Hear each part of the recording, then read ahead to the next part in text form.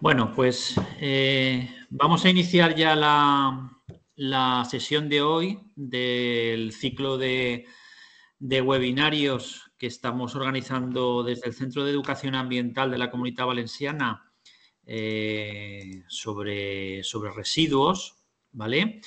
Comentaros que hoy va a ser ya el último webinario que vamos a hacer del curso que estamos, del curso 23-24. A lo largo del curso hemos realizado ocho sesiones online, todas, lógicamente, con relación a la temática de residuos, ¿vale?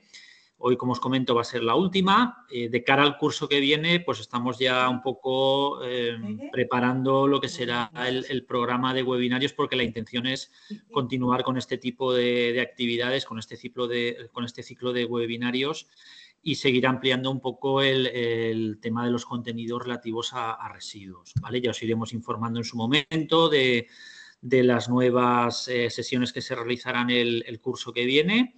Y bueno, pues eso, como os digo, ya os iremos informando de las que vamos a ir preparando y las que os ofreceremos en breve, ¿vale? Bueno, pues vamos a entrar ya con el webinario de hoy, con la temática de hoy. Sabéis que hoy vamos a hablar sobre plásticos, sobre reciclaje de plásticos. Hoy nos van a acompañar dos ponentes. Sabéis que hay webinarios que no solamente tenemos un ponente, hoy vamos a tener dos. Las dos ponentes, porque son dos mujeres hoy las que nos van a acompañar, son por un lado Cristina Monge, que seguramente ya recordaréis porque estuvo con nosotros hace unas semanas también hablando sobre el tema de los plásticos, que además fue una sesión muy interesante. Cristina, pues por haceros un poquito de memoria, es licenciada en Economía y Administración de Empresas, tiene estudios en Business Administration Faculty realizados en Holanda. Es la secretaria general de la ABEP, de la Asociación Valenciana de Empresarios del Plástico, desde hace ya 18 años, o sea que ya tiene cierta experiencia en el cargo, y trabaja en distintos grupos de trabajo sobre economía circular en el ámbito de la Comunitat Valenciana, en el Observatorio de Industria Valenciana y en la Confederación Empresarial Valenciana, ¿vale? Y también nos va a acompañar hoy María Yasser, ¿vale? Que María sí que es nueva, no está con nosotros en ninguna otra ocasión.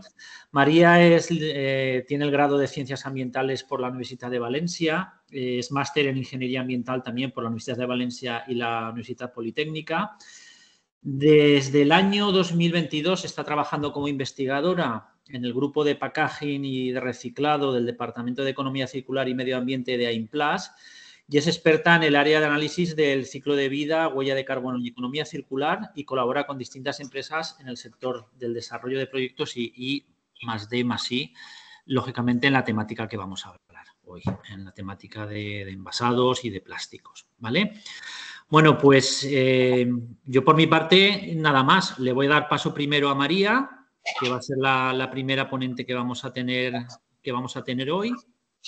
Y a continuación intervendrá Cristina y, como siempre, recordaros que al final de las dos ponencias tendremos un tiempo para poder hacer preguntas, realizar cualquier cuestión, cualquier duda que tengáis sobre el tema que tratamos hoy, y lo realizaremos, como siempre, a través del chat. O sea, cualquier cuestión la escribís en el chat y yo pues iré un poco coordinándolas y transmitiéndolas tanto a Cristina como a María para que ellas puedan ir aclarando esas dudas o respondiendo esas preguntas que se puedan plantear. ¿De acuerdo?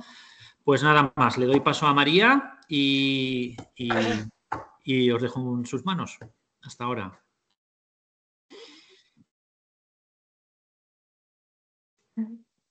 Voy a compartir la pantalla.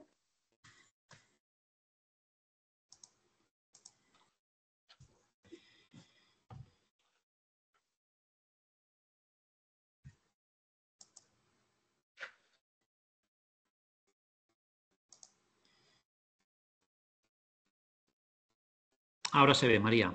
Vale, si en algún momento se deja de escucharme o algo, avisadme porque solo veo la presentación. De momento todo bien. Vale, este es el índice que hemos planteado. Empezaré yo con los primeros 3 temas, luego seguirá Cristina, luego retomaré yo un punto y terminará Cristina. Entonces, para empezar, Antes de meternos en los residuos plásticos, tenemos que saber qué es un plástico y cómo se produce.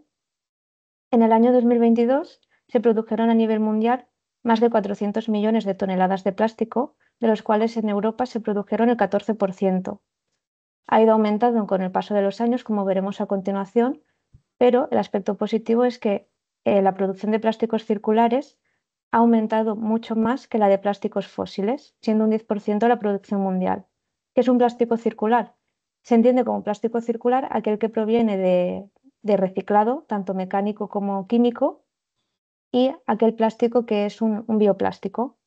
En el caso de Europa se alcanzó casi el 20% de su producción total de plásticos eran plásticos circulares. En esta gráfica, a nivel mundial, vemos la producción de plásticos totales. En la de arriba vemos el porcentaje de cada país. Como os he comentado, Europa sería el 14%, siendo China el mayor productor con un 32%. Y luego en la gráfica de abajo vemos cada tipo de plástico, siendo mecánico, químico, bio o fósil, cómo ha ido aumentando su producción. En el caso del reciclado mecánico podemos ver cómo también ha ido aumentando bastante junto a los plásticos que son biobasados.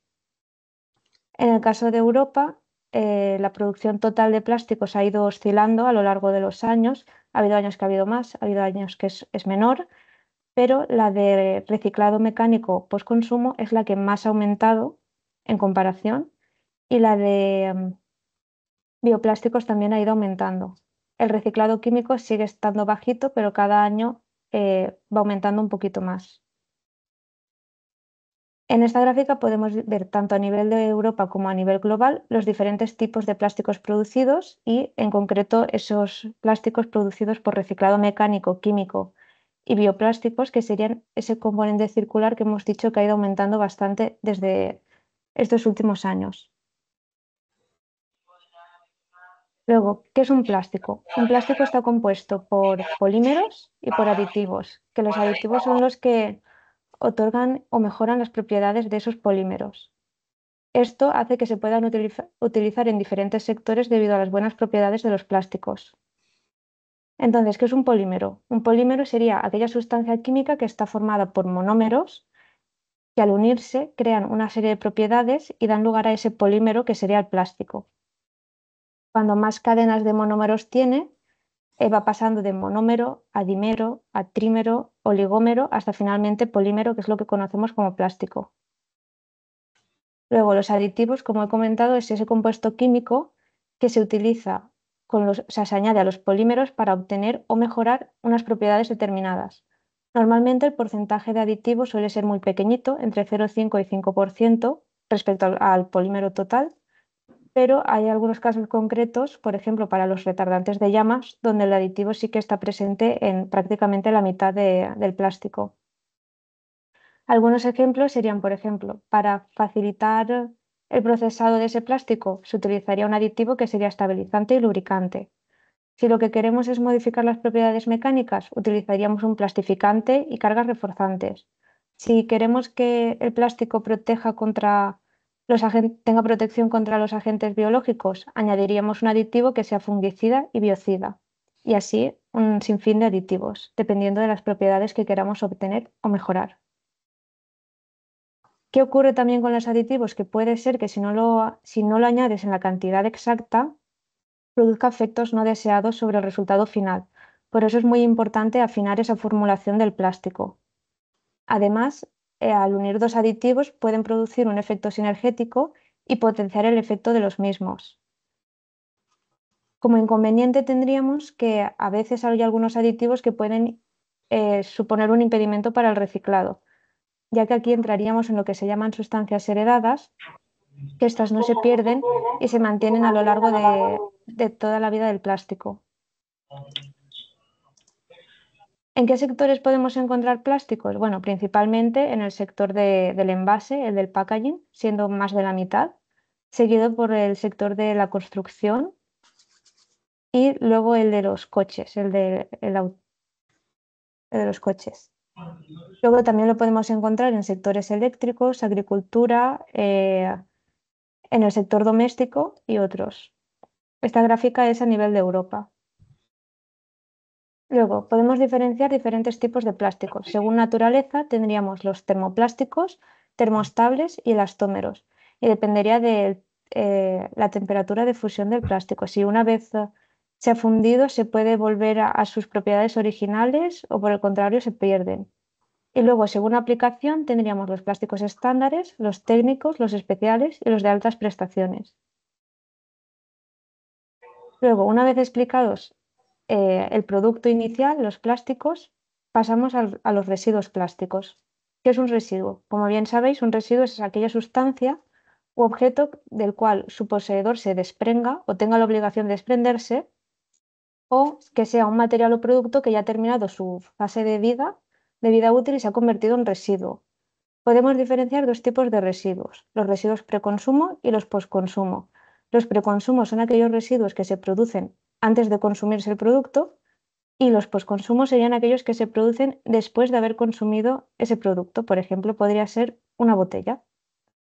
El origen de los residuos puede ser muy variado dependiendo del sector del que provenga. Puede ser agrícola, puede ser ganadero, industrial, doméstico. Además, podemos diferenciar entre residuos peligrosos y residuos no peligrosos. Que un residuo sea peligroso depende de la lista establecida por la ley, donde obtendríamos el código LER.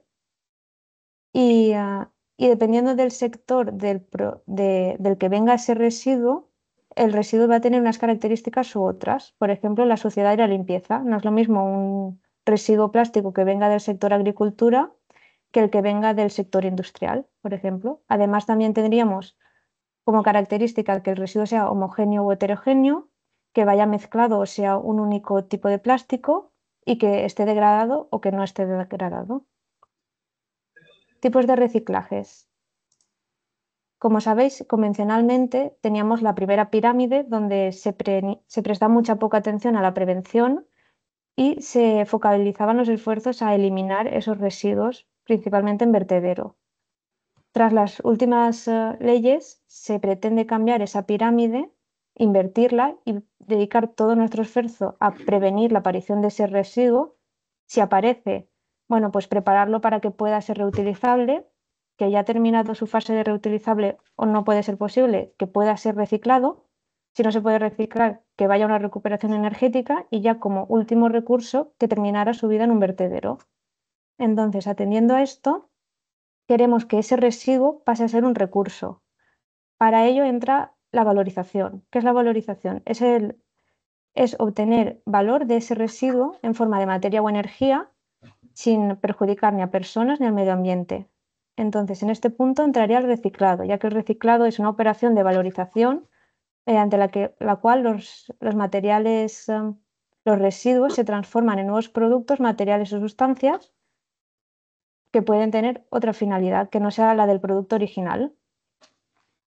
Además, el reciclado incluye la transformación de los materiales. No es como reutilización, donde el material tiene que estar destinado a su mismo fin, al que daba origen. Hay diferentes tipos de reciclado. Tenemos el reciclado químico, el reciclado mecánico y el reciclado físico o por disolución. El reciclado mecánico es un proceso de valorización que mediante temperatura y cizalla transforma el residuo en un nuevo material reciclado que se emplea para la misma aplicación o otra distinta. En este caso, es importante destacar que el reciclado mecánico no rompe la cadena polimérica, sino que la mantiene. Esto es lo que lo diferencia del reciclado químico, que ahora lo veremos. Ventajas del reciclado mecánico: que obtenemos productos plásticos para el mismo sector o otro diferente, que recuperamos la materia prima que no es renovable y disminuimos esos residuos que terminarían su vida en el vertedero. Dificultades que encontramos en el reciclado: que los residuos vengan muy sucios y se tengan que limpiar, haciendo que se tenga que utilizar agua, que el residuo que venga tenga una mezcla de diferentes plásticos y sea muy complejo separarlo, que los plásticos estén muy degradados y por lo tanto no se puedan volver a utilizar, o que ese residuo contenga sustancias peligrosas. El proceso de reciclado mecánico consistiría en: primero recibimos los residuos, esos residuos los trituramos para disminuir su volumen, luego pasan por un proceso de lavado y secado, si es necesario se vuelve a triturar, y luego ahí ya pasaríamos a una extrusión donde obtendríamos la granza reciclada, un aglomerado donde obtendríamos un aglomerado o un procesado donde ese escama o pele lo transformaríamos en un nuevo producto. Aspectos críticos a tener en cuenta del reciclado mecánico, como hemos comentado, la limpieza. Es necesario que los residuos estén limpios una vez pasen a transformarse en pele, por lo tanto tienen que pasar por limpieza y si están muy sucios requiere de mucha agua o muchos procesos de lavado. Que esté compuesto de diferentes plásticos que sea difícil de separar, que contenga sustancias peligrosas y que el material esté degradado. Luego, el reciclado químico. Es una operación de valorización también, donde en este caso la cadena polimérica sí que se rompe mediante temperatura, agente químico o agente biológico. Es decir, en el anterior caso no la rompemos, pero en este caso sí que la rompemos. El reciclado químico se puede aplicar a cualquier tipo de polímero y los principales procesos serían el craqueo mediante disolventes, conocido como solvólisis, el craqueo térmico o el craqueo mediante agentes biológicos. En este esquema vemos un resumen de los diferentes tipos de reciclado. Como os he comentado, el reciclado mecánico se obtiene un plástico. En el reciclado físico, mediante disolución, se obtendría el polímero. Y el reciclado químico, que es el que acabamos de ver, hay varios procesos. Tendríamos la despolimerización, que es el que se produce mediante proceso biológico o químico, donde obtenemos los monómeros, es decir, esa parte pequeñita del polímero. O tendríamos el proceso térmico, mediante el cual pirólisis o gasificación obtendríamos o nafta o sin gas. Cada reciclado se incorpora en un punto diferente de la cadena de valor y un reciclado no excluye de otro reciclado, es decir, se puede realizar reciclado mecánico y realizar reciclado químico también a la vez. Dependiendo del residuo y en qué parte del producto nos encontremos y qué se quiera obtener, es recomendable un reciclado u otro. En el caso de Europa, como hemos visto antes, hemos visto que el reciclado mecánico post-consumo ha aumentado mucho, en cambio el reciclado preconsumo del mecánico ha disminuido y el químico se ha mantenido. En cuanto al reglamento sobre los envases y residuos de envase, se prevé que todos los envases sean reciclables, que por lo tanto deben tener un diseño para que facilite el reciclaje, deben ser recogidos de forma separada, deben estar clasificados dentro de un flujo de residuos, porque si un producto no está dentro de un flujo de residuos, no puede ser reciclado por mucho que se quiera reciclar. Y luego también se pretende sustituir las materias primas primarias por otras. Y bueno, lo de que todos los envases sean reciclables es para el 2030, se prevé. Ahora pasamos a la cadena de gestión de residuos, el reciclaje mecánico y el análisis de ciclo de vida. Aquí tenemos varios conceptos. Tenemos el concepto de productor del producto, que es esa persona que fabrica, procesa, trata o vende o importa los productos según se determinen las normas de desarrollo de responsabilidad ampliada del productor. Entonces, en aplicación de la responsabilidad ampliada y con la finalidad de promover la prevención y de mejorar la reutilización, reciclado y valorización, los productos que con el uso se convierten en residuos pueden ser obligados a diseñar productos para la reducción de la huella ambiental, incluyendo la huella de carbono, desarrollar, producir, etiquetar y comercializar productos aptos para usos múltiples, aceptar la devolución de productos reutilizables, responsabilizarse total o parcialmente de la organización de la gestión de los residuos, utilizar materiales procedentes de residuos en la fabricación, proporcionar información sobre los productos puestos en el mercado y sus futuros residuos y informar sobre la repercusión económica en el producto. En cuanto a tendencias y futuros sistemas de gestión, se pretende crear nuevos scraps sobre redes y aparejos de pesca, textiles, residuos del tabaco, los filtros del tabaco y basuras marinas. Fin de la condición de residuos.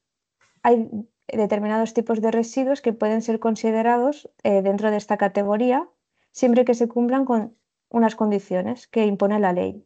Entre ellas está que las sustancias, preparados u objetos resultantes deban ser usados para finalidades específicas, que exista un mercado o una demanda para esas sustancias, preparados u objetos, que las sustancias, preparados u objetos resultantes cumplan los requisitos técnicos para las finalidades específicas y la legislación existente y las normas aplicables a los productos. Y finalmente, que el uso de las sustancias, preparados u objetos resultantes no genere impactos adversos globales para el medio ambiente o la salud humana. En cuanto al análisis de ciclo de vida, es una metodología aceptada por la comunidad científica que mide el impacto ambiental de un producto, proceso o actividad. Es decir, mide los posibles impactos ambientales que se producen a lo largo del ciclo de vida de un producto, proceso o actividad. Por lo tanto, tenemos en cuenta desde que se extraen las materias primas hasta que se transforman en un nuevo producto, se distribuyen al usuario, el usuario lo usa y finalmente llega a su fin de vida, que puede ser reciclado, vertedero, incineración, compostaje. Se pueden considerar dos enfoques en el análisis de ciclo de vida. Tenemos el enfoque de la cuna a la tumba, donde se incluyen todas las fases del ciclo de vida, desde la obtención del material, producción, distribución, uso y fin de vida. Y luego tenemos el alcance de la cuna a la puerta. En este caso, tendríamos en cuenta la obtención de los materiales y los componentes y la producción, pero no tendríamos en cuenta ni la distribución, ni el uso, ni el fin de vida. Es decir, nos quedaríamos en la puerta de la fábrica con el producto fabricado. También se conoce de la cuna al cliente, que es como el de la cuna a la puerta, pero en este caso sí que incluiríamos la distribución al cliente. A veces también escucharéis el concepto de la cuna a la cuna, que sería el alcance de la cuna a la tumba, pero en este caso el fin de vida sí que lo marcaría con un reciclado para volver a incorporar esa materia prima dentro del proceso. Los análisis de ciclo de vida se calculan según las ISO 1440 y 1444 y están obligados a tener 4 fases. La primera, definición del objetivo y el alcance, donde definimos por qué vamos a hacer el estudio, qué se va a incluir, qué procesos se tienen en cuenta, qué entradas, qué salidas. Luego, con esa información elaboraríamos un inventario del ciclo de vida y luego, una vez elaborado ese inventario, lo transformaríamos en un impacto ambiental mediante softwares, bases de datos, metodologías, y obtendríamos exactamente el impacto ambiental de ese producto en base a ese objetivo que hemos definido, y finalmente se interpretarían los resultados. Aquí podemos ver ejemplos de análisis de ciclo de vida. En este caso se utiliza un método que se llama RECIPE, que tiene en cuenta todas esas categorías de impacto ambiental. Los resultados se tienen que expresar en porcentaje en este caso, porque cada categoría de impacto ambiental, que es las letras de abajo, se mide en unas unidades diferentes. Entonces no se pueden comparar si no es en porcentaje. En este segundo gráfico es otro análisis de ciclo de vida, pero en este caso se utiliza otra metodología que contiene menos impactos ambientales. Y finalmente este tercero, que sí que lo pone en unidades y no en porcentaje, es porque solo se está comparando una categoría de impacto ambiental. En este caso se está comparando la huella de carbono, que además es una categoría que se incluye en todos los análisis de ciclo de vida. Como podéis ver en las otras dos gráficas, se incluye como GWP de Global Warming Potential. Por lo tanto, cuando haces un análisis de ciclo de vida, incluyes también la huella de carbono.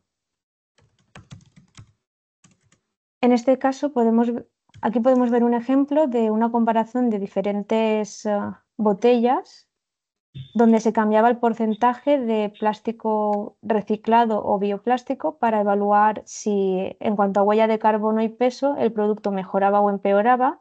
En este caso podemos ver en una de las últimas columnas que pone huella de carbono de material, cómo las botellas que utilizaban plástico reciclado o bioplástico reducían su huella de carbono respecto a la botella que era 100% virgen.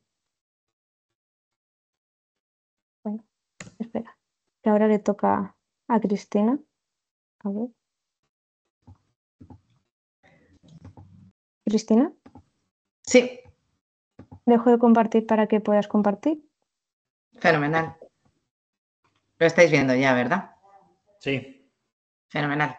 Bueno, pues muchísimas gracias, María, y gracias, Víctor, por la oportunidad un poco de contaros, de veniros a contar y hablar hoy sobre reciclado de plásticos. sobre todo porque era una excelente oportunidad de trasladar un poco un mensaje que es muy relevante y es poner el foco en la gestión de residuos, de la que, bueno, pues todos sois más o menos conocedores o todos tenéis algún tipo de ámbito competencial que afecta a esto. Importante entender que en el sector del packaging, que en el sector de embalaje, no sé si podemos silenciar eso, Víctor. Estoy en ello, estoy en ello. Vale, perfecto. Estoy buscando.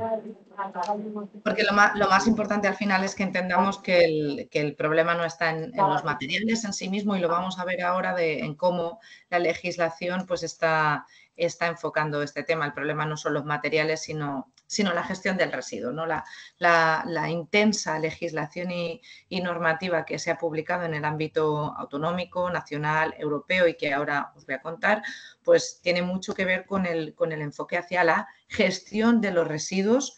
Evidentemente, el plástico es un material que, como indicaba María con sus cifras al principio de la presentación, está muy presente en el sector del packaging porque, además de tener un coste muy accesible, pues ofrece unas funcionalidades muy adecuadas para la protección, para la conservación, para la seguridad, que es al final lo que representa un envase cuando estamos hablando de alimentos o de otro tipo de productos de consumo, ¿no? Que es un poco lo que estamos hablando hoy aquí. Bueno, pues estas obligaciones legales se enmarcan en un contexto como el que veis aquí, es decir, muy intenso. El sector del packaging, el sector del plástico es un sector que en los últimos 6-7 años pues, se ha venido fuertemente regulado a los distintos niveles jerárquicos, o sea, tanto a nivel español como a nivel europeo. Veis ahí que desde el año 2015 pues ya venimos con un plan de acción de economía circular que se ha trasladado en directivas, en planes de acción, en estrategias a nivel europeo.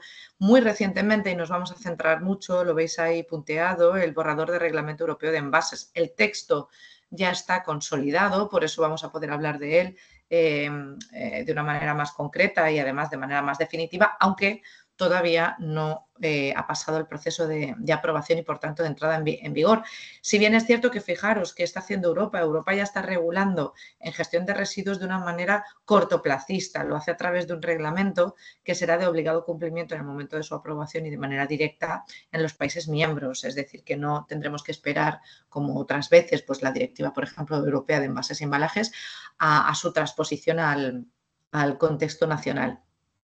Eso es positivo, por un lado, porque va a establecer reglas del juego consolidadas a nivel europeo.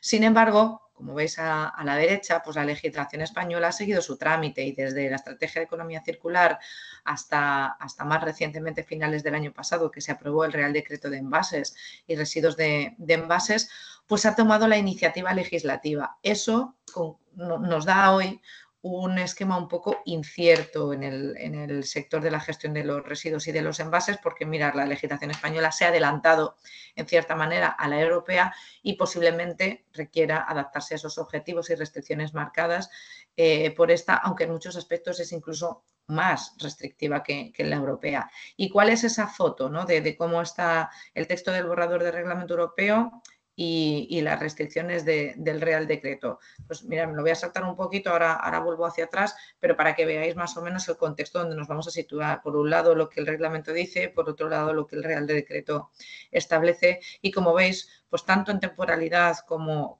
en objetivos hay diferencias.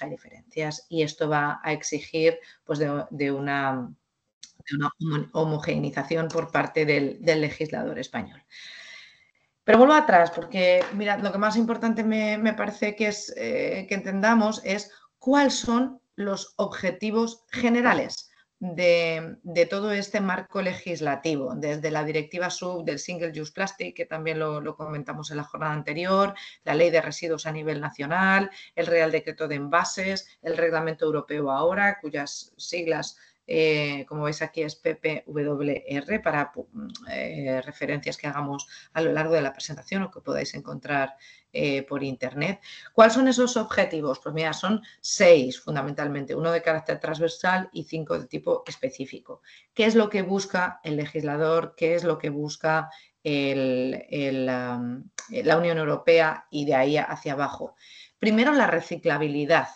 Este objetivo sí que está marcado tanto por la legislación europea y por la española de manera consolidada, y es en el 2030 todos los envases deben de ser efectivamente reciclables. Lo que ya no nos podemos permitir ni como sociedad, y así lo quiere trasladar al final la ley, es que todo aquello que utilicemos debe ser posible tratarse, porque si no el problema va a seguir persistiendo, que es la inadecuada gestión de los residuos de cualquier tipo, en este caso de los residuos plásticos de envase y embalaje, pero lo que ya no nos podemos permitir como sociedad es generar residuos que no seamos capaces de tratar y de gestionar. Y de ahí la reciclabilidad. Vamos a ver posteriormente cómo definimos esa reciclabilidad, cómo se está certificando esa reciclabilidad y cómo haremos posible el cumplimiento de ese objetivo de que todos los envases sean efectivamente reciclables.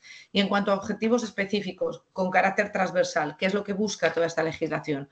Por un lado, y María ya lo destacaba en una de sus diapositivas, invertir esa pirámide de jerarquía de residuos, o sea, pasar a entender que lo más importante a priori es prevenir, evitar, reducir al máximo la cantidad de residuos que generamos. Aquello que no se genera no se tiene que gestionar. Vamos a ver un poco qué medidas de prevención se establecen en los dos marcos legislativos y qué estamos encontrando en el mercado a la hora de aplicar estos criterios de prevención. En segundo término, reutilizar. Si no podemos evitar su utilización, lo que vamos a hacer es alargar su vida útil, establecer criterios por los que al final un envase pueda ser reaprovechado en distintas ocasiones. También vamos a ver cómo define esto la legislación. Nos hemos pasado unos años con mucha incertidumbre sobre lo que iba a ser reutilizar, incluso lo que iba a ser reciclar un envase o qué se iba a entender como reciclable. El borrador de reglamento europeo ya al menos es capaz de darnos ciertas definiciones, ciertos enfoques que nos ayudan a establecer, porque esto generaba mucha incertidumbre en el mercado. ¿Cómo va una empresa o cómo va un fabricante a diseñar o a definir un envase reutilizable o reciclable si el concepto de reutilización y de reciclabilidad no está perfectamente definido? Abordaremos eso un poquito más adelante. Si no podemos evitar su utilización, si no podemos hacer que se reutilice, porque nos planteamos que no siempre los envases pueden ser reutilizables. Pensemos, por ejemplo, en los envases de uso alimentario. Se hace francamente difícil que un envase de uso alimentario pueda tener para la misma aplicación distintas utilizaciones o distintos ciclos futuros. Entonces necesitamos reciclarlo, tener la garantía, y ahí vuelve el concepto ese de reciclabilidad, que ese envase va a tener una gestión, va a tener un canal, va a pertenecer a una fracción que los sistemas de recogida selectiva nos permitan reciclar efectivamente.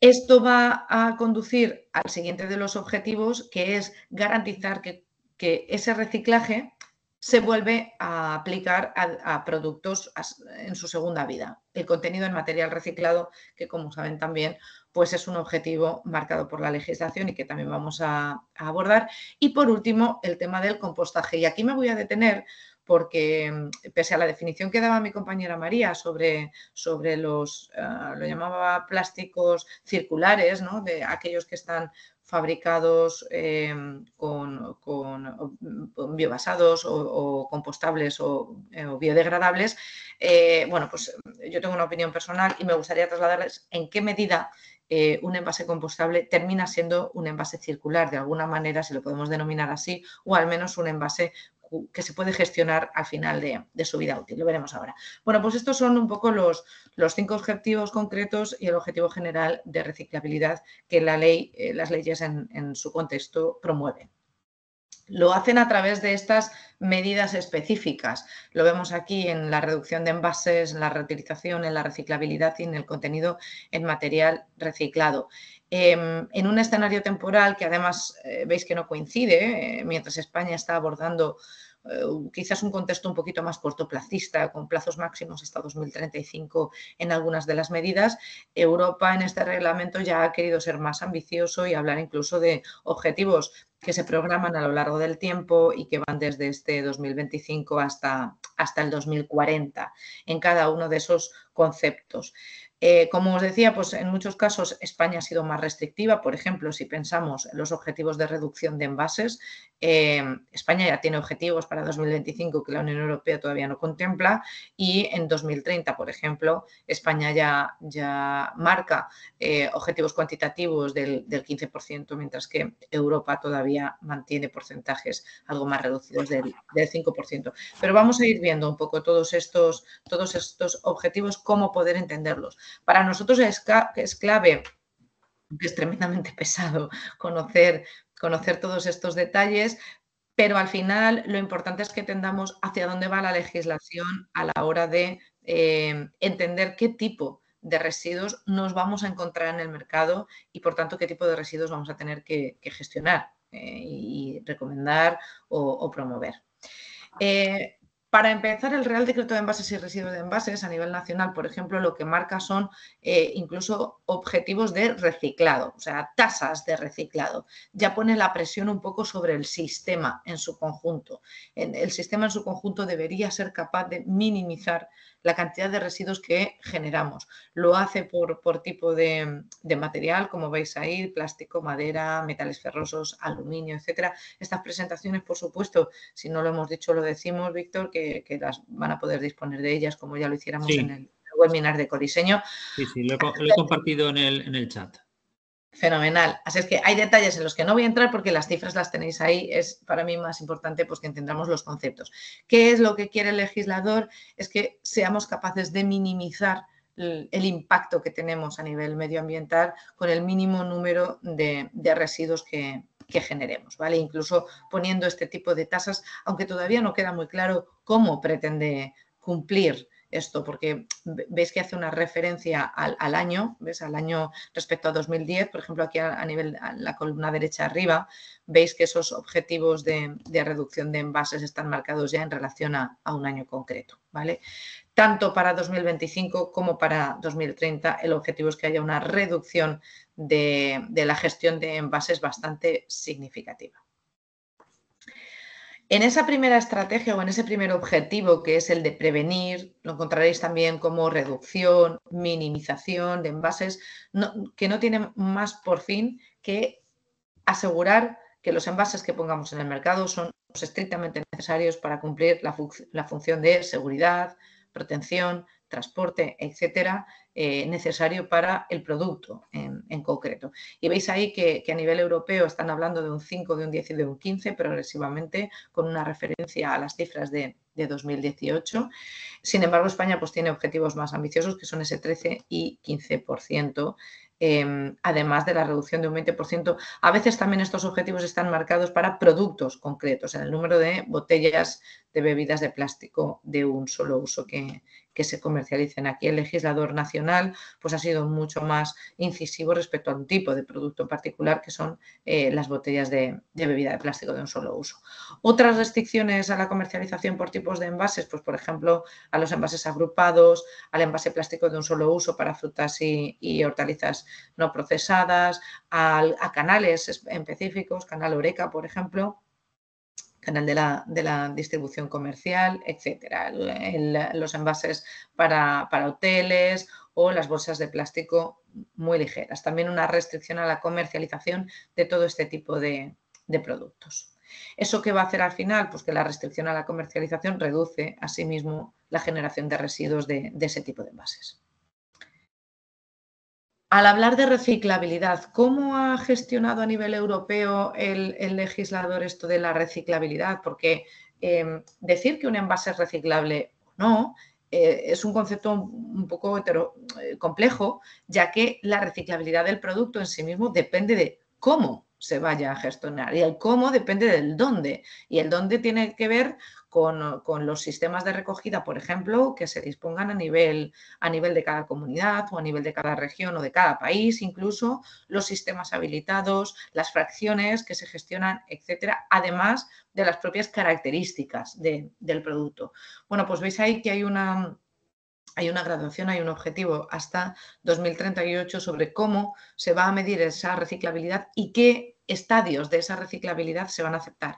Os comentaré a posteriori qué sistema de certificación, que es Reciclash, quizás es el más conocido ahora mismo, el que más desarrollado está, aunque la legislación, aunque el reglamento europeo no establece específicamente que solo un sistema o solo una certificación de reciclabilidad vaya a ser aceptada. Lo que sí establece es el cómo. Y va a funcionar un poco como los electrodomésticos. Va a haber una clasificaciones por letras, siendo la A mejor, la B algo menos buena, la C algo menos buena que la B y así sucesivamente.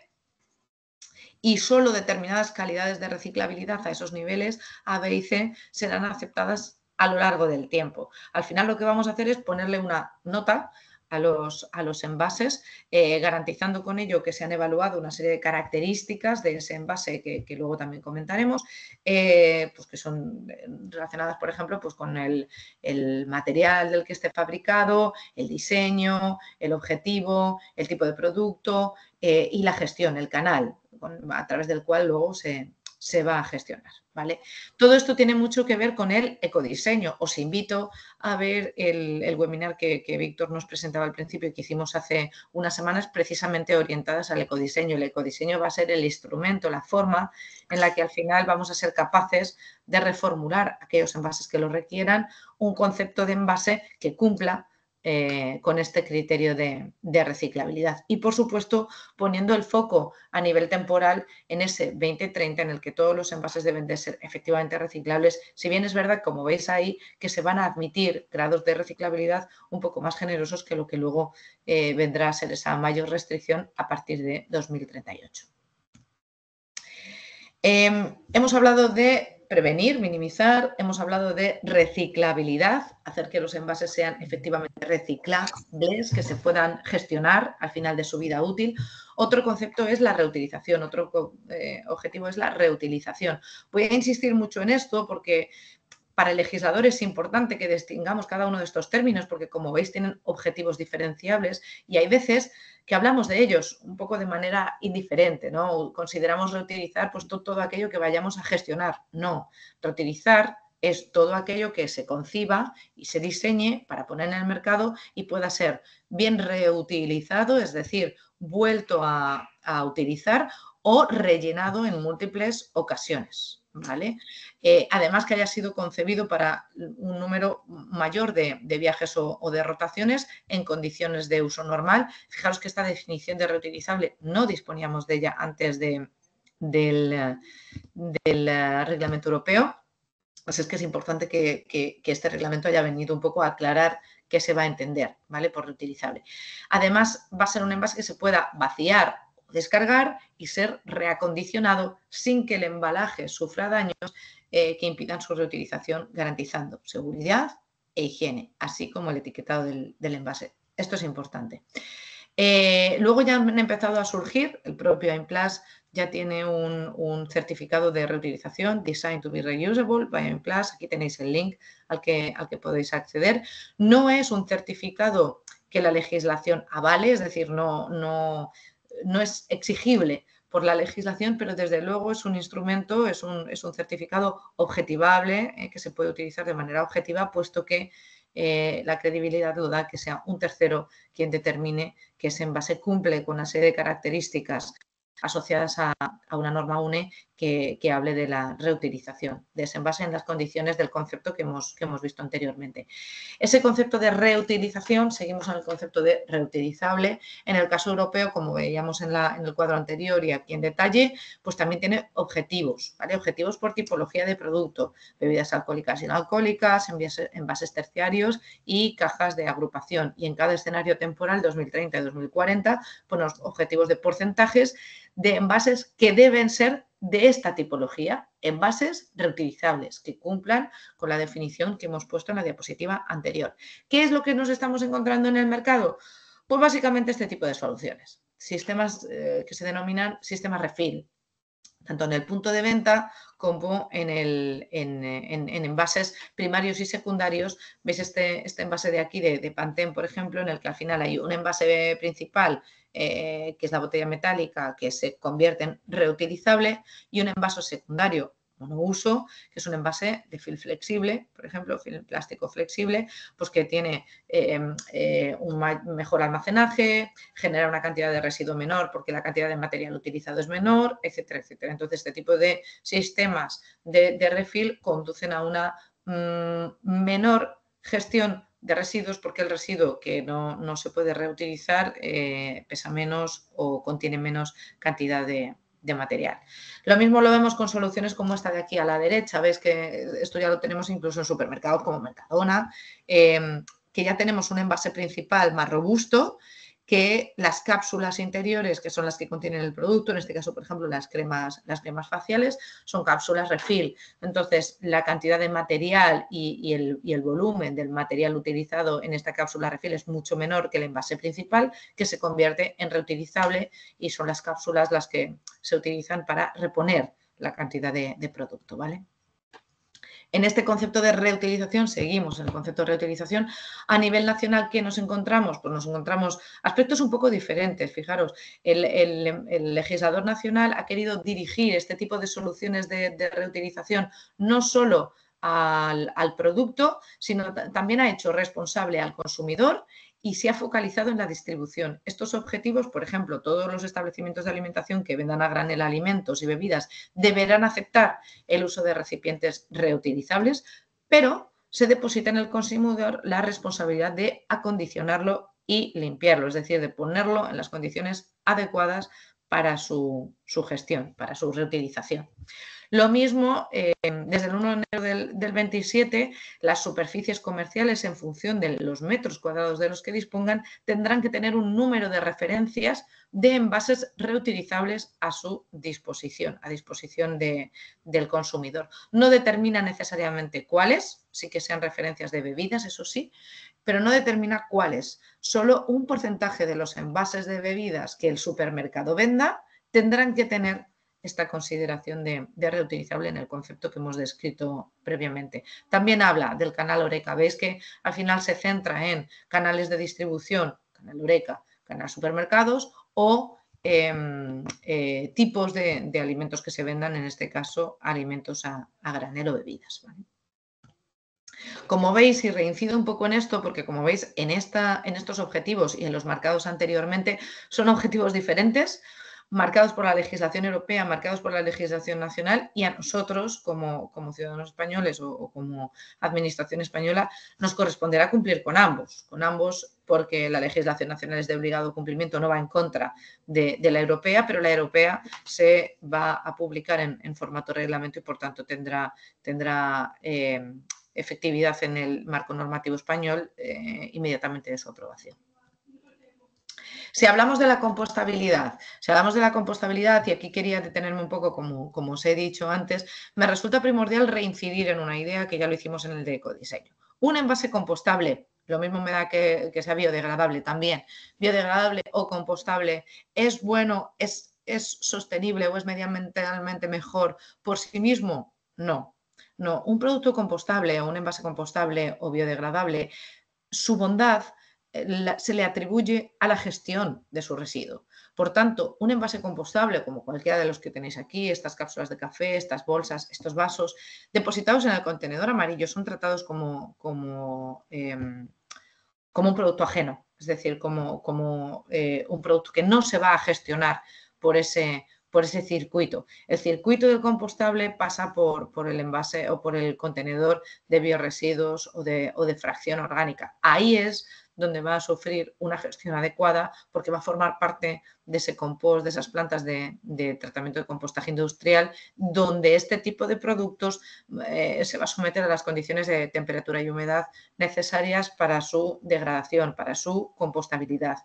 Entonces, me parece primordial, y de esto Europa afortunadamente ya se ha dado cuenta, mientras que hace unos años, pues focalizó todos sus esfuerzos en materia sostenible en el envase a la compostabilidad. Parece darse cuenta con estas condiciones que veis que establece aquí el reglamento, que la compostabilidad tiene su función, pero también tiene su mercado, tiene su tipología de productos para los que tiene sentido, porque el consumidor puede tener más información y aún así hoy en día no es tanto así para su adecuada gestión como residuos en el contenedor en la fracción que le corresponda, que insisto, sería en este contenedor marrón de biorresiduos o fracción orgánica. El legislador europeo establece tipos de productos en los que será obligado fabricar el producto en material compostable, en particular las bolsas de té, las cápsulas de café, las etiquetas adhesivas a frutas y hortalizas y las bolsas de plástico muy ligeras. Estos productos serán obligados fabricarlos en estos materiales. Pasamos a ese otro objetivo de la legislación en términos generales, que es el contenido en material reciclado. Esta quizás fue la estrategia que más se siguió inicialmente hace unos años, porque el tema de la compostabilidad, el tema de la reciclabilidad y de la reutilización, como os digo, hasta muy recientemente, pues no se ha definido de manera concreta y era difícil saber qué es lo que el legislador iba a querer respecto a eso. Sin embargo, el contenido en material reciclado parecía una estrategia mucho más garantista, parecía más obvio que utilizar material reciclado en los productos permitía esa circularidad, permitía fomentar el reciclaje por un lado para disponer de material reciclado por otro. Hoy en día, por comentaros un poco cuál es el reto en cuanto a contenido en material reciclado, son dos fundamentalmente. Por un lado, la eficiencia en precio. Hoy en día reciclar todavía tiene un coste superior al precio que el consumidor está dispuesto a pagar en el mercado para el producto en sí mismo. Y por otro lado, si no hablamos de precio, también hablamos de calidad. La gestión de los residuos al final, como adelantaba también María en una de sus diapositivas, pues goza de una serie de limitaciones, por ejemplo, su contaminación. Al final los envases se mezclan, pasan por unos procesos en los que hay una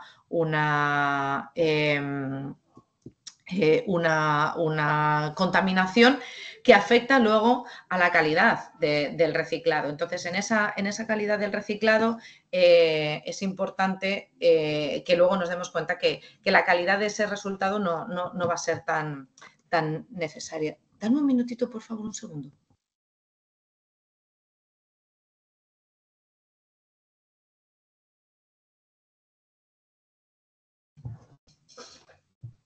Disculpad.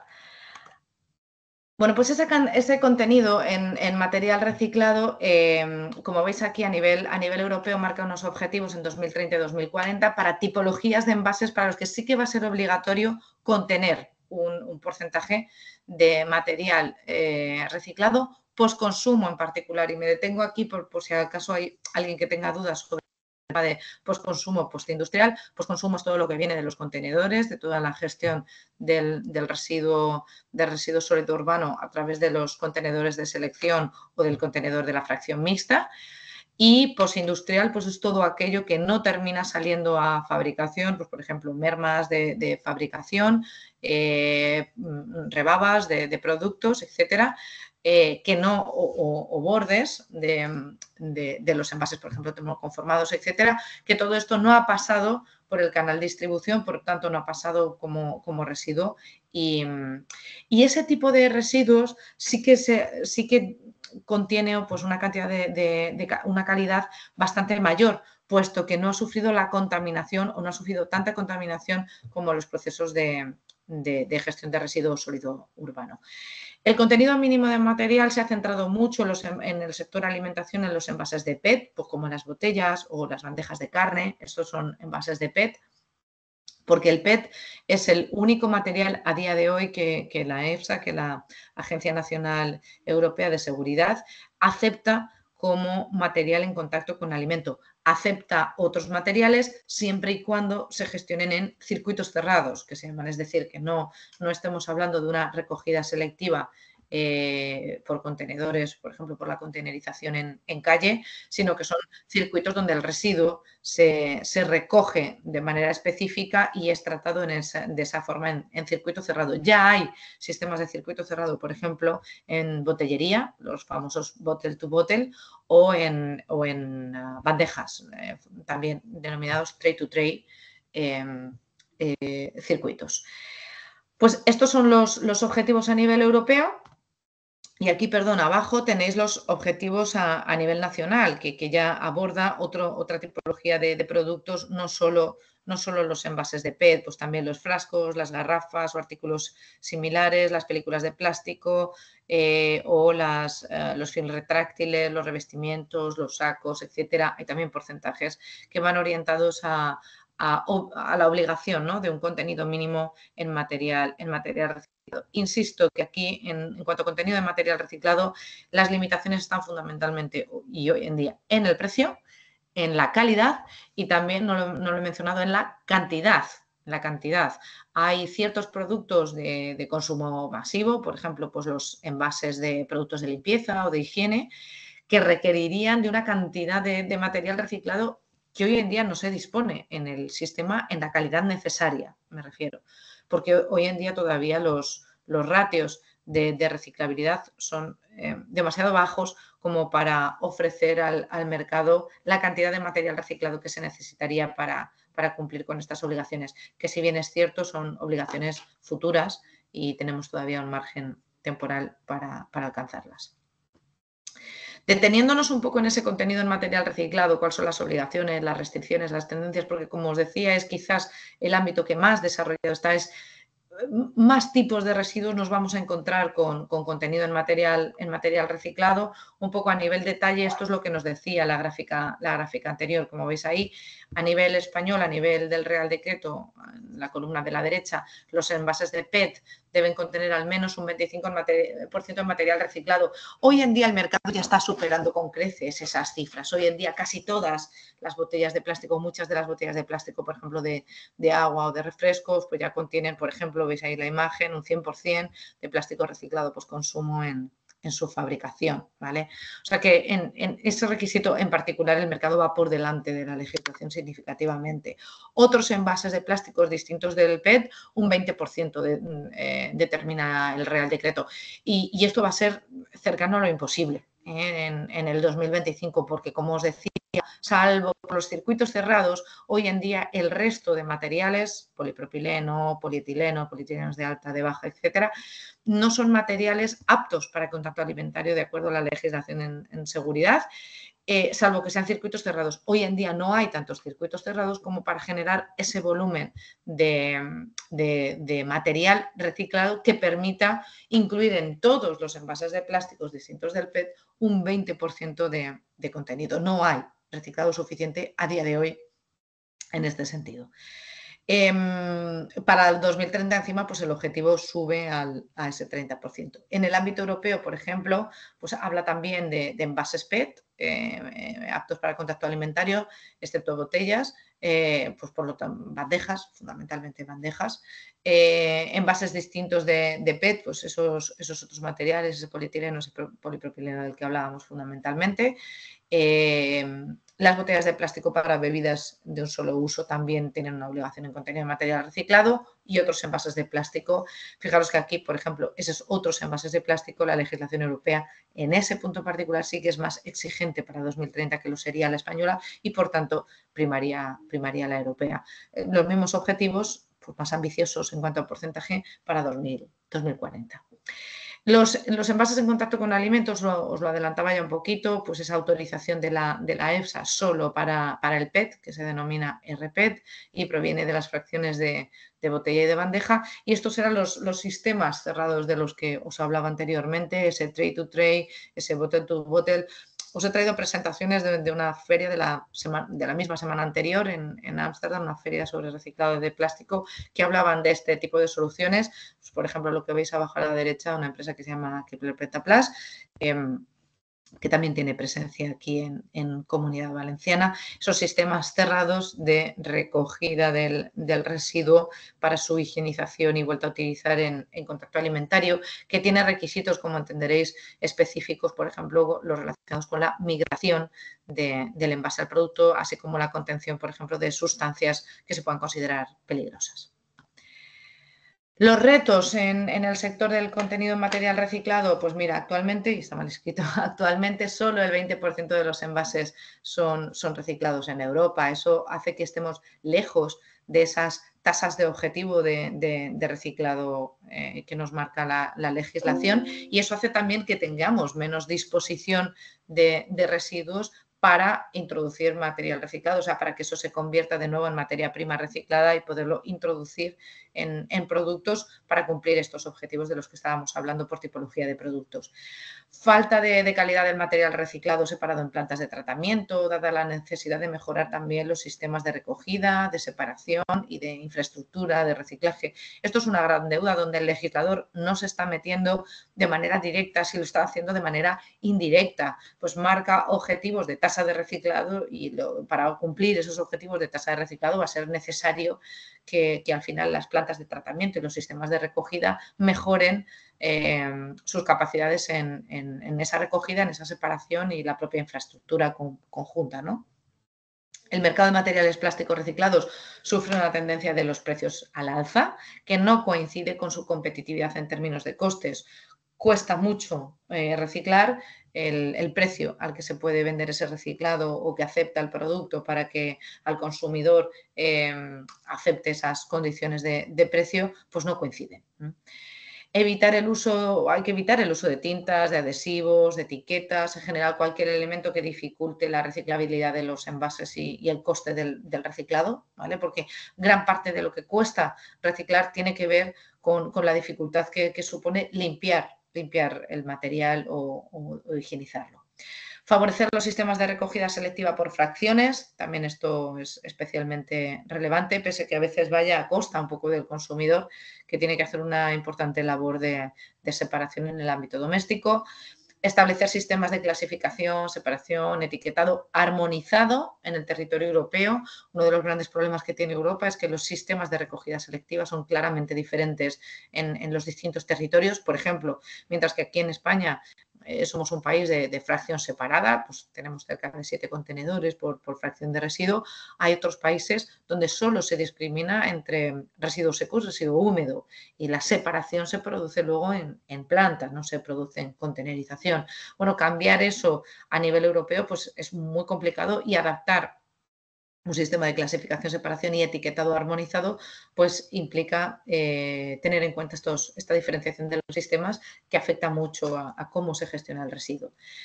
Armonizar también la fiscalidad europea, ni qué decir tiene del agravio comparativo que ha supuesto en territorio nacional el famoso impuesto al plástico, que os sonará de alguna manera, que es el impuesto a los envases no reutilizables de plástico y que supone 0,45 euros por kilo. Y que es un impuesto que no tienen otros territorios y que supone una sobrecarga económica y administrativa de su gestión de manera discriminatoria entre el territorio nacional y entre otros países de la Unión Europea. Esas tendencias,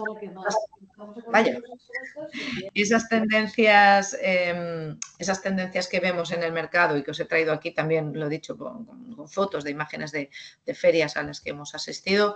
Bueno, pues la tendencia es al uso de monomateriales, la aplicación del ecodiseño para facilitar y para favorecer la reciclabilidad y con ello garantizar que tenemos contenido suficiente de material reciclado para aplicar a nuevos productos, pasa por ejemplo, el uso de monomateriales en la fabricación de los envases. Eso facilita o mejora la separación, porque a la hora de pasar por los escáneres de las plantas de tratamiento de residuos, un envase multimaterial tiene dificultades los propios sistemas NIR o sistemas de separación en establecer de qué está fabricado y, por tanto, de que vaya a la fracción adecuada. Entonces, hay una fuerte tendencia a utilizar un único material para la fabricación de los envases que garantice esa separación y la calidad del reciclado. Entended que esto no es tan sencillo muchas veces, porque el hecho de que se utilice más de un material en la fabricación de un envase solo tiene un propósito y no es complicar la fabricación de manera intencionada, sino darle una funcionalidad. ¿Vale? Entonces, si se estaba fabricando con más de un material era precisamente porque a ese envase se le exigían unas funciones, quizás pues un aislamiento al oxígeno, a la luz, etcétera, que requería de más propiedades distintas de distintos polímeros, ¿vale? Evitar la aditivación, el uso de colorantes, elementos, tal, en una cierta medida. Simplemente es, bueno, pues tratar de hacer los envases lo más limpio posible, evitar esa esa multiafectación de elementos dentro del mismo envase, y el uso de compatibilizantes para facilitar la procesabilidad de los materiales reciclados en nuevas aplicaciones. Y hay una tendencia fuerte a utilizar esos compatibilizantes que faciliten que luego un material reciclado goce de una buena procesabilidad para fabricar de nuevo envases en óptimas condiciones. ¿Dónde vemos aplicado sobre todo el contenido de material reciclado? Pues bueno, el envase alimentario es el que más cuesta, como decía, primero porque está la limitación del PET, ¿vale? Solo el PET actualmente se habla en circuitos cerrados, es apto en contacto con alimentos, pero hay otro tipo de envases, pues por ejemplo los envases destinados al sector de limpieza, productos de higiene, envases secundarios, etcétera, que tiene mucho sentido porque no se le piden las mismas prestaciones en materia de seguridad. Y aquí vemos ya cómo hay muchos productos en mercado con contenido en material reciclado. Otra tendencia es la implantación de sistemas de recogida selectiva utilizando la digitalización, ¿no? Utilizando la industria 4.0 o los sistemas digitalizados a través de etiquetas refit, como veis ahí. Pues bueno, las etiquetas que se ponen en las bolsas para que haya una trazabilidad en la gestión del residuo, y la implantación de sistemas de recogida, ya lo mencionaba mi compañera María hace un momento, los door to door, ¿no? Pues también hacer circuitos cerrados que se pueden aplicar, por ejemplo, a fracciones concretas como los envases industriales o el residuo de gran volumen. Más tendencias, pues por ejemplo, hacia mercados concretos o aplicaciones concretas. El sector automoción también tiene un claro propósito de introducir material reciclado en sus piezas. Fijaros que el sector automoción es un sector de gran consumo y posiblemente pues, nos enfrentemos ahí a retos adicionales que tienen que ver con la cantidad de material reciclado disponible en el mercado. Fracciones como, por ejemplo, pues como veis ahí, marcas, ¿no? Marcas como Nivea, o Procter & Gamble en general, que ya están apostando mucho para que productos de higiene y limpieza estén fabricados con materiales reciclados. Aplicaciones, por ejemplo, en sectores de la distribución, como esas esas bolsas de compra, o en sectores de gran consumo de productos más largoplacistas, como productos deportivos, etcétera, ¿vale? Fracciones que también se están aplicando mucho, que tienen mucho que ver con el contenido del material reciclaje, es la recuperación de residuos de especial difícil gestión, como las redes de pesca o los residuos marinos. Esto que os traigo aquí es un caso de una pieza inyectada por un fabricante valenciano, que son, como veis, piezas que se van a utilizar en puertos y que están fabricados precisamente con residuos marinos de redes de pesca.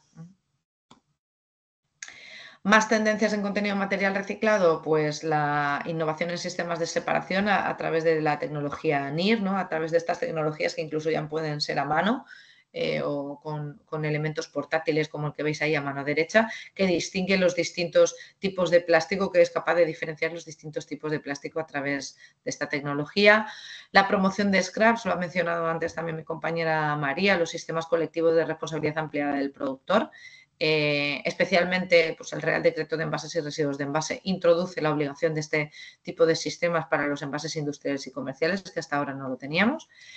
Y también la implantación, por ejemplo, de sistemas de depósito, devolución y retorno, los famosos SDR, en caso de que no se alcancen, esto también lo determina el Real Decreto de Envases, en caso de que no se alcancen ciertos niveles de tasas de reciclado por tipología de productos, como los envases de botellería hasta 3 litros, y que van a tener estas formas, como veis aquí a la derecha, que ya lo vemos también quizás mucho más instaurado en otros países europeos, estos sistemas de recuperación de ciertos envases con un sistema de recompensa económico de depósito para el consumidor. Y en cuanto a reciclabilidad, etiquetado y pasaporte digital de producto. Pues mirad, en cuanto a reciclabilidad, ya lo hemos mencionado un poquito anteriormente, estos sistemas en los que se van a identificar los reciclajes, la reciclabilidad de un producto a través de la aplicación del ecodiseño. Los residuos de envases reciclados a gran escala, ya tenemos objetivos del 30 y del 50% o 55% para otros materiales a nivel europeo, y otros aspectos como la ecomodulación. Sí que quería detenerme en explicaros este concepto de la ecomodulación. Lo hablamos también en el ecodiseño en la jornada de la vez anterior. Ecomodular al final significa que la tasa, ¿no?, el famoso punto verde aquí a nivel español, el punto verde se pague por los envases en función de su reciclabilidad, en función del coste y la facilidad que va a tener reciclar determinados envases. Entonces, establecer precios diferentes, tasas diferentes, en función de cuán complicado va a resultar reciclar de manera efectiva ese envase. Esto es algo que Ecoembes pues bueno, ya tiene muy interiorizado y ya está aplicando criterios de ecomodulación, precios diferentes en función de los materiales con los que se fabrican los distintos envases, y que por lo tanto él estima que va a ser más o menos difícil gestionar el residuo. También los envases innovadores podrán comercializarse a partir de 2030 durante un máximo de 5 años desde su primera comercialización. Se va a impulsar la comercialización de los envases innovadores durante un tiempo suficiente como para que el sector, el mercado, tenga interés en innovar en esta materia. El sistema de certificación del que os hablaba anteriormente, veis aquí a la derecha abajo cómo existe esa clasificación A, B, C, D, E y F, siendo A, B, C los más preferibles y siendo a partir de 2038 solo las certificaciones de A y B las que se acepten en el mercado. Este sistema de certificación Reciclash, ahí medianamente explicado, es, como os decía, el sistema que quizás más desarrollado está a nivel europeo y todavía en trámites de desarrollarse, porque exige de hacer muchas guías por tipologías de envases, por tipologías de materiales, etcétera, que garanticen que esa certificación de la reciclabilidad se hace con criterios objetivables. Y bueno, simplemente que conocierais el sistema. En cuanto a etiquetado, la legislación europea ya empezó en 2020 a introducir determinados criterios de etiquetaje obligatorio. Lo habréis visto ya aquí en determinados productos, plástico en el producto. Fijaros, en mi opinión, no pudo haber más desacierto que implantar un sistema de etiquetado como este, porque fijaros, ese vaso de plástico blanco que no tendría ningún tipo de colorante, que no tendría ningún tipo de contaminación en color a la hora de facilitar su reciclabilidad, pues bueno, esta etiqueta es obligatoria hacerse y además hacerse en ese color, y al final lo que ha introducido en ciertos productos, bueno, pues es un elemento que empeora cuanto menos su reciclabilidad. Era una forma de avisar al consumidor de dónde no tenía que depositar el producto para garantizar, bueno, pues de alguna manera el objetivo era mejorar su gestión como residuo en cuanto a concienciación hacia el consumidor, pero sin embargo ha tenido también un efecto colateral indeseado que es el empeoramiento de las condiciones de reciclabilidad del producto en sí mismo. También la legislación nacional se centra en los residuos peligrosos para obligar a un cierto nivel de etiquetado que permita, bueno, pues identificar la mejor gestión del residuo, de este tipo de residuos que además, pues bueno, como peligrosos, son especialmente delicados. Sin embargo, a nivel europeo sí que hay una fuerte inquietud por establecer un etiquetado específico y un etiquetado con especificaciones armonizadas a nivel del territorio europeo, y que va a hablar de indicaciones como la composición del material, la compostabilidad, si está sujeto o no está sujeto el envase a un sistema de depósito, devolución y retorno, si se trata de un envase reutilizable, la cantidad de plástico reciclado o biobasado que pueda contener, si está sometido a un sistema de responsabilidad ampliada del productor, y en el caso de la recogida selectiva, a qué fracción, dónde debemos depositar ese envase. Entonces, bueno, todos estos conceptos, Europa sí que quiere que el sistema de etiquetado esté homogenizado a nivel y armonizado a nivel europeo, para que esa información dispongamos de ella en la etiqueta del producto y dispongamos de toda esa información para consumir adecuadamente y para gestionar adecuadamente el consumidor el envase. Y para esto va a desarrollar un instrumento específico que es el DPP, el Digital Product Passport, del que nos va a hablar María en particular. María, lo dejo en tus manos.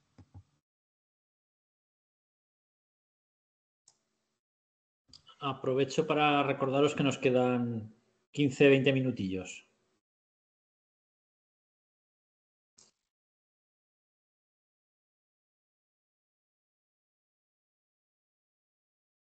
Vale. Bueno, el pasaporte digital del producto, como bien ha comentado Cristina, es una herramienta digital asociada a un producto en concreto. Es como si fuera la etiqueta de la ropa, pero para todo tipo de productos y a nivel digital. Pretende recopilar los datos de toda la cadena de valor, desde que se obtienen las materias primas hasta que se recicla o llega a su fin de vida el producto. Y bueno, ahora vamos a ver un par de aspectos más referentes a este pasaporte. ¿Por qué no pasó? Ahora, vale. Las principales características es que está asociado a un único producto, es decir, cada producto tendrá su propio pasaporte. También se está viendo la posibilidad de agrupar algunos productos por familia, pero principalmente cada producto tendrá su propio identificador. Este identificador será un código de barras, un código QR, un NFC, y habrá tanto datos públicos como datos restringidos. Habrá datos públicos que, por ejemplo, serán para el consumidor para saber dónde depositar ese residuo, y datos restringidos que pueden ser la composición exacta de esa fórmula que ha fabricado para fabricar ese material. Luego, el nivel de detalle puede ser modelo, lote de productos, artículo en concreto, que es lo que os he comentado, que puede agruparse por familias, por lotes. ¿A quién iría dirigido este pasaporte digital? A nivel de consumidor, para que sea una guía de compra de productos, saber qué está comprando, qué materiales contiene, cómo de perjudicial o beneficioso es para el medio ambiente. A las autoridades para controlar y verificar, y a empresas para ver toda la cadena de valor. ¿Qué información puede contener este pasaporte digital de producto? Puede incluir indicadores y métricas de perfil ambiental, por ejemplo, la huella de carbono, la huella ambiental, la huella de agua, eficiencia energética, eficiencia de materiales con los que se ha fabricado. Y luego también, por otro lado, puede incluir información técnica del producto, como es la descripción del producto, sus componentes, su composición, si contiene material reciclado, si contiene material bio, dimensiones, cuánto pesa, si contiene sustancias contaminantes, si es reciclable. Por ejemplo, lo que ha comentado Cristina de las letras de reciclabilidad se podrían incluir dentro de este pasaporte. Eso en cuanto al pasaporte. Luego, ¿cómo mejorar la gestión de esos residuos plásticos a nivel del consumidor? Bueno, pues en el Real Decreto se dice que a partir de 2025 los envases domésticos deben indicar la fracción o a qué contenedor se deben desechar. En el caso de estar compuestos de diferentes materiales, si estos se pueden separar, debe indicarse cada uno de esos materiales dónde se debe depositar, y en el caso de que sea un residuo complejo que no se pueda separar y esté fabricado de diferentes materiales, se debe indicar qué material es el mayoritario y a qué fracción se debería de depositar. Luego también tenemos la propuesta de directiva de lucha contra greenwashing, que, como he dicho, es una propuesta, todavía no está aprobada, pero el objetivo es mejorar los derechos de los consumidores, evitando así ecoetiquetas falsas, información que no esté verificada, declaraciones que no aporten nada, mal uso de las ecoetiquetas, que se diga que un producto es reciclado pero luego no pueda demostrar realmente que sí que contiene porcentaje de reciclado, que cuando indique que la huella de carbono es X, que pueda demostrar que esa es la huella de carbono y que no es un dato inventado. Y ahora ya retoma Cristina. Sí, aquí está. Lo estáis viendo, ¿verdad? Sí. Sí, se ve bien. Fenomenal. Bueno, pues quiero incidir mucho Ahora, en la idea que... Cristina, dame un ahora segundo. no, ahora no, ya, perdona. Ahora sí. Quiero incidir mucho en la idea que estaba transmitiendo María sobre el tema del greenwashing, porque yo creo que aquí Europa ha dado un paso adelante importante para que al final la sostenibilidad, el medio ambiente no se convierta en un elemento de marketing, puro marketing, y que al final redunde en un peor conocimiento para el usuario, ¿vale? Porque al final el usuario se fía, ¿no? O su fuente informativa proviene de esos mensajes que obtiene de las marcas y si esta información no es creíble, no es verificable, no es real, utiliza conceptos ambiguos, etcétera, pues al final se traslada en que el consumidor resulta más confundido e incapaz de tomar decisiones o de aplicar medidas adecuadas para su responsabilidad en la gestión de los residuos. Y hemos querido un poco completar esta presentación dándoos algunos recursos para la difusión y concienciación, vuestra labor, vuestro papel como educadores ambientales o personas vinculadas al entorno de la gestión de los residuos en ayuntamientos. Bueno, pues este tipo de materiales que hemos ido desarrollando, que están a disposición de vosotros. Aquí vais a tener todo tipo de links, materiales divulgativos sobre conceptos concretos como el tema, por ejemplo, de basuras marinas o de cómo diseñar para maximizar el reciclado, información gráfica, informes, datos en los que hemos trabajado a veces nosotros, otros organismos también. Hay un vídeo sobre los falsos mitos y también una guía sobre aquellas cosas que se creen y que no son así. Bueno, pues hemos puesto aquí toda una serie de materiales a vuestra disposición para que también podáis vosotros utilizarlos en esa labor un poco de prescripción que esperamos que podáis atender debidamente y que también vosotros al final os convirtáis en un foco de información veraz y útil para el consumidor y para el ciudadano. Como resumen un poco, como conceptos que querríamos que se consolidaran en este webinar, primero que el objetivo fundamental es convertir residuos en recursos, que el problema no son los materiales, sino la gestión de los residuos que nos corresponde a todos, porque la gestión de los residuos es un tema circular donde cada etapa, cada fase, cada paso que ha de darse puede ser un límite si no se completa. Entonces, tan importante es la labor de la administración como la labor del fabricante, como la labor del distribuidor, del consumidor, del reciclador y del sistema de recogida, ¿no? Y que el objetivo al final es que esos residuos se conviertan en recursos para que podamos atender todas esas obligaciones deseables, como por ejemplo la fabricación o la utilización de materiales reciclados en los productos. Por otro lado, también hay que procurar una gestión eficiente de esos residuos que garantice esa efectiva gestión aplicando los criterios de jerarquía de residuos en la importancia que esto tiene, en reducir, reutilizar, reciclar y finalmente valorizar. En el 2030 todos los envases deben de ser efectivamente reciclables. Es importante conocer el concepto de reciclable, que no es reciclado, ni contenido en reciclado, ni reutilizable, sino reciclable, capaz de ser debidamente gestionado en una planta de tratamiento de residuos y a lo largo de su cadena de fabricación, consumo y recuperación. La legislación ya plantea límites de comercialización de productos, de obligaciones a la fabricación con determinadas condiciones de materiales o contenido en reciclado. Asimismo, la legislación nacional y la europea no se ha aprobado de manera simultánea, por lo tanto, entended también que vamos a ver pues, objetivos que pueden ser dispares entre el ámbito nacional y el europeo, ya lo hemos visto incluso con casos concretos, y no existe actualmente una normativa europea armonizada, pero se está buscando o la legislación pretende que así sea. Conceptos también que habéis tenido un poco que asimilar y que adoptar aquí, pues el residuo pre-consumo, post-consumo, el PCR, cuando veáis PCR, sabed que es un residuo post-consumo que ha pasado por un consumo por parte del usuario y por un sistema de recogida selectiva. La pirámide de jerarquía de residuos, que es la que hemos visto anteriormente con esos criterios de reducir, reutilizar, reciclar y valorizar. El envase compostable versus el envase biobasado, que entendamos un poco la diferencia de que el biobasado es en el contenido de un material que no proviene de fuente fósil, mientras que el envase compostable o biodegradable es un envase que habla de las propiedades del consumo después, es decir, de la gestión de su residuo, no del origen del material.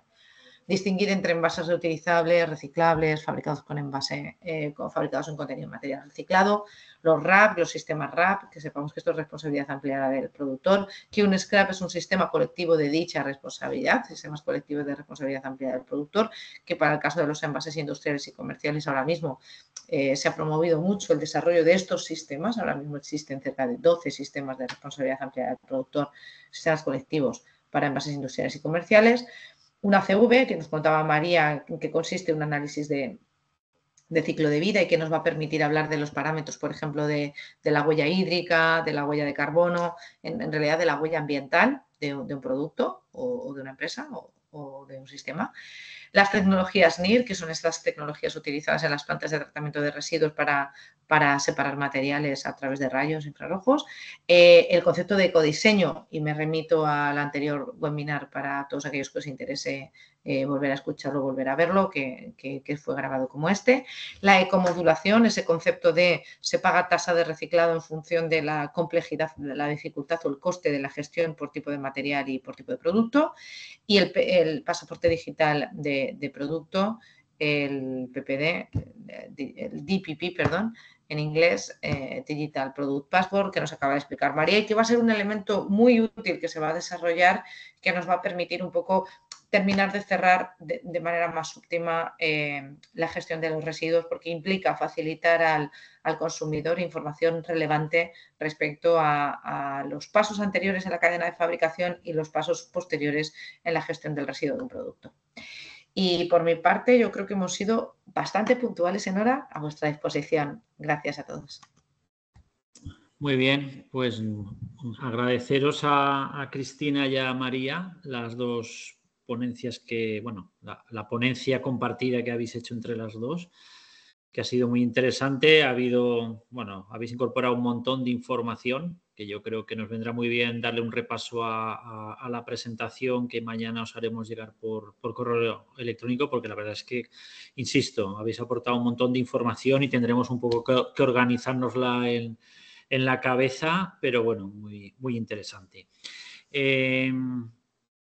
Vamos a dar unos minutos para que podáis hacer preguntas, para que podáis hacer cuestiones, ¿vale? Ha habido algún participante que ya ha ido dejando alguna cuestión en el chat y se las voy a ir transmitiendo a María y a Cristina para que nos ayuden a darles respuesta. Bueno, aquí Lucía es la primera que nos ha dejado una pregunta un poco general. Nos habla en relación a esos porcentajes de recuperación que se nos imponen desde Europa y nos pregunta si el sector industrial de reciclaje en el Estado español, si está actualmente preparado para poder asumir esos porcentajes de recuperación de reciclado de las diferentes fracciones de residuos, ¿vale? En vuestro caso, pues conoceréis, me imagino, un poquito más el tema de las fracciones de plásticos. A ver, el problema que está teniendo ahora mismo, capacidad de gestión, el sector reciclador tiene. O sea, tenemos recicladores con capacidad de asumir la gestión de los residuos. El problema es que no hay ese residuo. No hay ese residuo en la calidad necesaria, ni en la calidad ni en la cantidad. Pues porque los sistemas de recogida selectiva no permiten recuperar esa cantidad de material reciclado. Por eso estamos sufriendo también unos precios alcistas, ¿no? Porque no tenemos la cantidad de material reciclado necesaria. Vale. Nos pregunta Paco, Francisco, Marco, si no estamos dedicando demasiado esfuerzo en el tema del reciclaje y no deberíamos tal vez dedicar también un buen esfuerzo al tema de la prevención, de la reducción, que tú ya has incorporado un poquito con el tema del ecodiseño, entiendo. Sí, y ese primer eslabón de la cadena que hablaba de la minimización, de la prevención, bueno, pues persigue ese objetivo, ¿no? En que se utilicen los envases que sean estrictamente necesarios, pero no podemos olvidar que estamos, bueno, pues en un nivel de distribución. Quiero decir, vamos al supermercado a comprar y queremos comprar productos. Queremos comprar productos y queremos comprarlos en condiciones de seguridad y de sanidad adecuadas. Entonces, no todo puede ser distribuido a granel y la distribución a granel tiene bastantes limitaciones en materia de seguridad, pues de migraciones, de contaminaciones, de caducidad de los productos. El envase también es un elemento que favorece el aumento de la vida útil de los productos y esto es deseable para cumplir otro tipo de objetivos en materia de alimentos. Por ejemplo, pues el alargamiento de la vida útil de los alimentos para evitar el desperdicio alimentario. Entonces, encontrar ese equilibrio es un poco, o sea, no se trata tanto de enfocar aquí o allá, sino de encontrar un equilibrio entre las necesidades de consumo y en la minimización de los envases que no sean estrictamente necesarios. Muy bien. Aquí hay una pregunta que yo creo que a María a lo mejor nos puede echar una mano en la respuesta. Nos preguntan Andrea nos pregunta que si un producto es reciclable, si esto quiere decir que se puede reciclar muchas veces o realmente cómo podemos saber o cuántas veces se puede reciclar un determinado material. A ver, que el producto sea reciclable significa que por lo menos una vez se puede reciclar y cuando se transforme otra vez en materia prima vuelve a entrar al flujo de fabricar un nuevo producto. Al entrar en este flujo hay muy pocos productos que son 100% reciclados, o sea, de material reciclado donde se mezclan con otro plástico virgen y fabrican el nuevo producto. Entonces, dependiendo de esa calidad de ese plástico, determinará cuántas veces puedes esa materia prima seguir circulando dentro del circuito sin degradarse tanto. No sé si eso responde a tu pregunta. Pues no lo sé, Andrea, que nos conteste. ¿Vale? Yo entiendo que habrán materiales que sí tendrán capacidad de reciclarse más veces que otros. ¿Vale? Sería cuestión de entrar a lo mejor material a material para ver esta cuestión. A ver, yo, si me permitís, yo creo que también va a depender mucho de dónde se consuma y desde dónde se recicle y luego del propio material en sí mismo. Es decir, recordáis que os comentaba que hay una tendencia hacia la fabricación en monomateriales. Bueno, pues no va a ser lo mismo que ese residuo provenga de un monomaterial, que no tiene otros materiales introducidos y que por tanto la calidad de ese reciclado, que no hay mezcla, pues eso va a favorecer que los circuitos o las capacidades de reciclar ese envase sean mayores, obviamente. Entonces, no creo que haya una respuesta absoluta, sino que va a haber tendencias en ecodiseño que van a tener que ver con este tipo de prácticas que van a garantizar que ese número de circuitos de reciclado se alargue lo máximo posible. Muy bien. Tenemos otra cuestión, otra pregunta de Guillem. Nos pregunta, esto ya es para nota. Está trabajando en temas agrícolas y de reforestaciones, entonces, bueno, en las plantaciones, tanto en el campo como en zonas forestales, se utilizan unos tubos de protección para los plantones, para evitar básicamente que puedan ser atacados por herbívoros generalmente. Entonces, dice que estos protectores que utilizan están compuestos por un 98% de polipropileno y un 2% de aditivos ultravioleta, que son fotodegradables. Entonces pregunta que si estos componentes se desintegran por efecto de la luz a los 5 años, si realmente estos tubos protectores acaban convirtiéndose en microplásticos que quedan depositados en esos entornos en los que se ha utilizado. Esa es la cuestión. María. A ver, y es que tampoco soy así experta en microplásticos y no te sabría responder. Supongo que requeriría de un estudio para ver si realmente se quedan microplásticos y piensa que, por ejemplo, una granza que tú ves a simple ojo ya se considera microplástico. O sea que a partir de ese tamaño, todo más pequeñito, ya entra en esa categoría. Es que va a depender también mucho de cómo se degrade. No tenemos información de cómo se produce esa degradación.